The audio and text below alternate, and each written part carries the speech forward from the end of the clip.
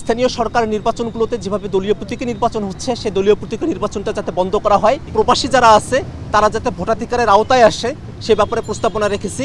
আমরা জাতীয় নাগরিক কমিটির পক্ষ থেকে সংবিধান সংস্কার কমিশনে এসেছিলাম এবং ৬৯ দফা প্রস্তাবনা আমরা পেশ করেছি। আমরা নতুন সংবিধানের কথা বলেছি, নতুন প্রোক্লেমেশনের কথা বলেছি।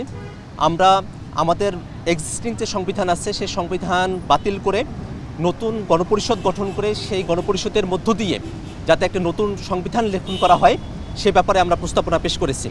সেই সংবিধানে প্রধানমন্ত্রীকে বর্তমান সংবিধানে যেভাবে অতিরিক্ত ক্ষমতায়ন করা হয়েছে, তাকে স্বৈরাচারী হবার সব ধরনের সুযোগ দেওয়া হয়েছে, সেখান থেকে বেরিয়ে এসে প্রধানমন্ত্রীর ক্ষমতা খর্ব করার কথা আমরা বলেছি।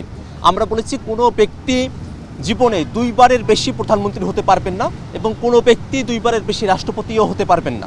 আমরা নির্বাচনের ক্ষেত্রে যেটা বলেছি সেটা হলো যে একটা গণপরিষদ নির্বাচন হবে, সেই নির্বাচনে সংবিধান প্রণয়ন হওয়ার পরে যারা নির্বাচিত হলেন তারা আইনসভার দায়িত্ব পালন করবেন।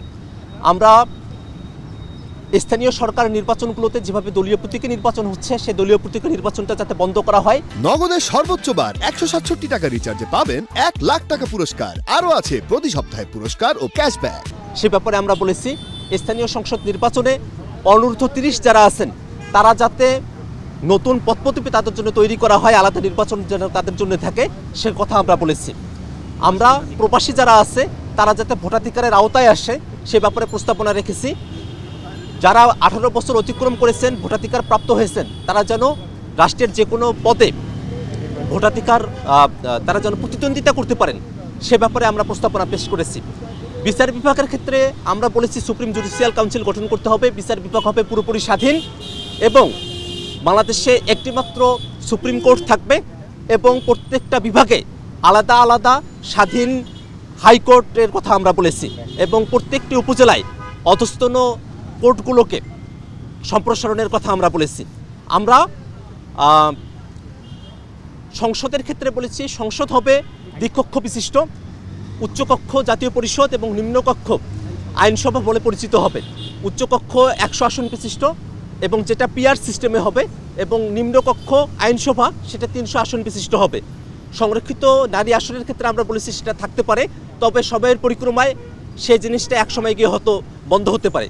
নির্বাচনের ক্ষেত্রে আমরা আর একটা গুরুত্বপূর্ণ কথা বলেছি, তা হলো যে ৪ বছর পর পরই নির্বাচনগুলো অনুষ্ঠিত হবে, অর্থাৎ সরকারের মেয়াদ হবে ৪ বছর। আগামী দুটো ইলেকশন তত্ত্বাবধায়ক সরকারের অধীনে হতে পারে, কিন্তু যদি আমাদের নির্বাহী যে বিভাগগুলো আছে, ক্ষমতার যে কাঠামোগুলো আছে সেগুলোকে যদি আমরা ঠিকঠাক করে নিয়ে আসতে পারি তাহলে আর তত্ত্বাবধায়ক সরকারের প্রয়োজন হবে না।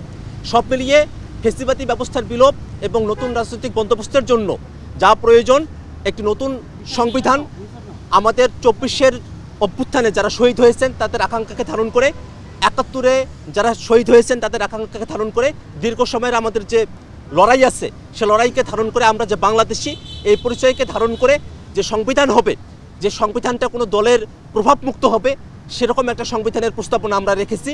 আমরা চাই বাংলাদেশের মানুষ আমাদের এই সংগ্রামের সাথে থাকবে।